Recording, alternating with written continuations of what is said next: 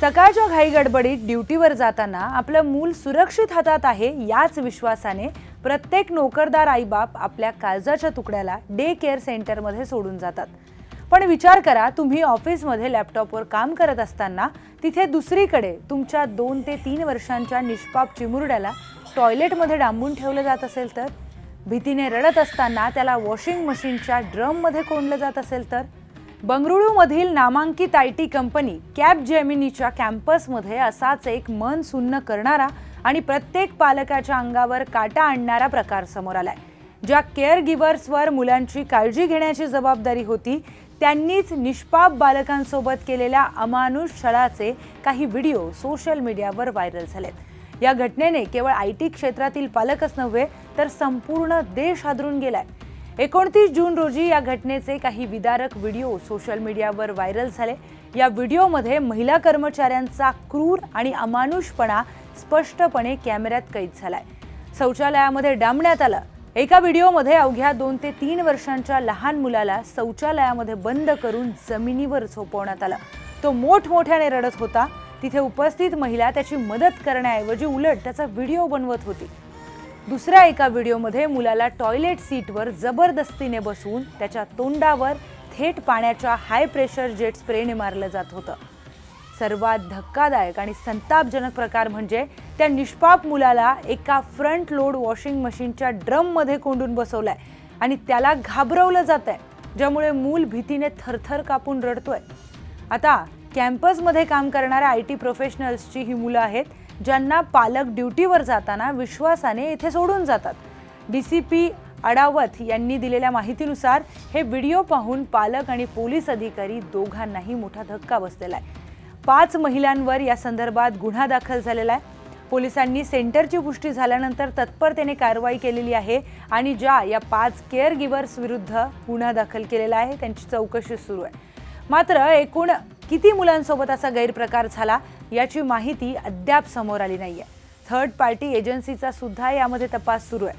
म्हणजे हे day care centre थेट कॅपजेमिनी कंपनी स्वतः चालवत होती की त्यांनी हे काम आवारात एखाद्या बाह्य एजन्सीला दिलं होतं, याचा शोध पोलीस घेत आहेत. आता या सगळ्यांमध्ये कर्नाटक राज्य बाल हक्क संरक्षण आयोगानेही या प्रकरणाची गंभीर दखल घेतली आहे. संबंधित अधिकाऱ्यांकडून सविस्तर अहवाल सुद्धा मागवलाय. आयोग आपल्या स्तरावरही याची चौकशी करणार आहे. आता कॅपजेमिनी कंपनीने या घटनेवर अधिकृत स्पष्टीकरण देताना म्हटलंय की आमच्या कर्मचाऱ्यांची आणि त्यांच्या कुटुंबाची सुरक्षा हीच आमची सर्वोच्च प्राथमिकता आहे.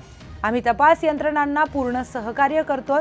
खबरदारीचा उपाय म्हणून कंपनीने बंगळुरू येथील हे on campus day care centre सध्या तात्पुरतं बंद केलंय. आता कॅपजेमिनी ही जगातली सर्वात मोठ्या सॉफ्टवेअर, क्लाउड, AI आणि कन्सल्टिंग AI कंपन्यांपैकी एक आहे. तिचं मुख्यालय फ्रान्समधल्या पॅरिसमध्ये आहे. 50हून अधिक देशांमध्ये पसरलेल्या या कंपनीचे भारतामध्ये बंगळुरू, पुणे, मुंबई, हैदराबाद, चेन्नई, गुरुग्राम आणि कोलकाता या शहरांमध्ये मोठी कार्यालये आहेत. आता या सगळ्यांमध्ये ज्यांना माहीत नसेल त्यांच्यासाठी सांगते, डे केअर सेंटर म्हणजे काय?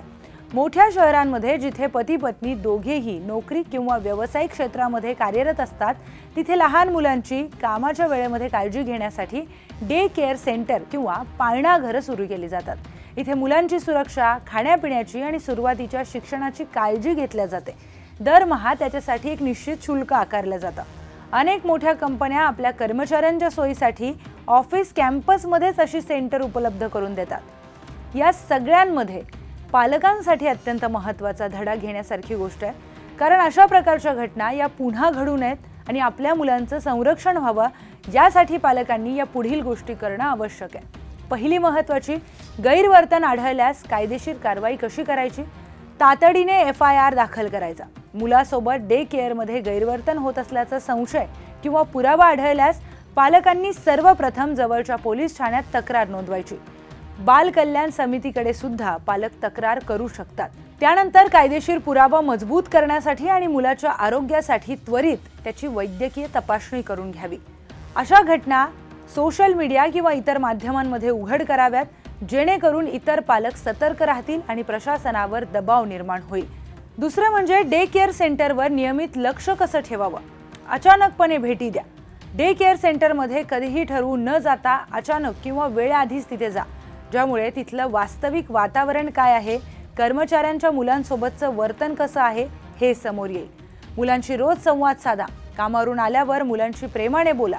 आजचा दिवस कसा गेला, कोणी ओरडलं का, कोणी मारलं का, काय खाल्लं, असे प्रश्न विचारून त्यांच्या भावना समजून घ्या.